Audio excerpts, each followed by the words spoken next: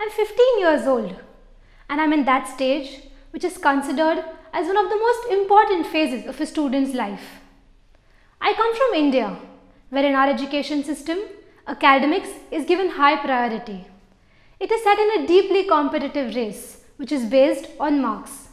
A child's ability to a great extent is judged by the marks one gets. A student's entire future largely depends on the marks scored in grade 10 and 12. These 2 years are a student's most important years of his or her school life. Along with this comes baggages of parental pressure, pressure to get into good institutes, and of course scoring well in these examinations. Having said that, I'm proud to be an A grade student, but the underlying emotion of any such student in any such education system is that of competitiveness. I am a competitive person and I realized that it was tiring being one. Getting top marks in grades was a very important aspect for me. I was a part of this ladder where we kept competing with each other for grades. And in the process, little did we realize that we were putting each other down to reach higher. And this was the phenomenon during each examination. I have been a part of this ladder since grade 5 to grade 10. And this year, I realized it was too strenuous to keep rising up this ladder, to put someone down to reach higher. It had become difficult for me to appear for these examinations, not because I had to study too much and too hard, but because I was under the pressure to be the best. I was stuck in this never-ending cycle where I kept wanting more marks. You know, my best friend also happens to be my strongest competitor at school. And somewhere deep inside, achieving more than what he would make me happy. All of us want to be the best, rise above others.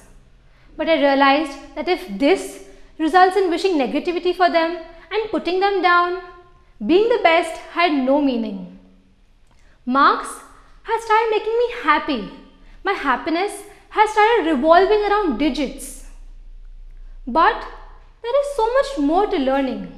Learning is not just about grades. When I realized this, I discovered a completely new dimension to studying.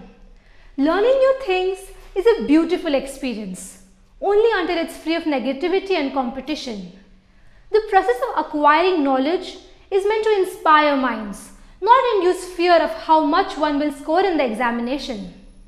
Instead, we learned only if something was part of the curriculum and not because we wanted to learn or know more about it. This is what a race for grades was doing to me, to my classmates and to us. I have a friend at school. His thirst for knowledge and his outlook towards various subjects was an eye-opener for me. He may not be securing the top ranks at school, but he loves learning. Does our education system have space for such a mind? We're aiming for more grades, aren't we? And it is here that love for learning takes a back seat. Why has it become so that digits on a report card have started meaning more than what is actually being learnt? I was carrying mountains on my shoulders. I was meant to climb these mountains of knowledge, not treat them as a burden. And this is when I realized that I need to draw myself out of this cycle. And even after this, I have given examinations. But my marks have not changed, just my attitude towards them have changed. Now, I enjoy myself when I write them. And if I don't do well, I learn, not complain and grumble about it. Stress and pressure only induce negativity. I would be so hard on myself to come second in class that I would actually forget that my grades are very good. But just because of this excessive competition I had gotten myself into, I would be disappointed by grades which my fellow students would aim for. Recently, we started organic chemistry in my class, which was something completely new for 10th graders because we were introduced to it for the first time. Instead of being excited to learn something so vast and different and interesting, I saw myself and most of my classmates scared because it might drop their grades. Why have we become victims of this rigid ideology that those who score well are good and those who don't are not? Those with less grades find it difficult to fit in because they are blamed for not working hard enough or considered not so smart or lazy.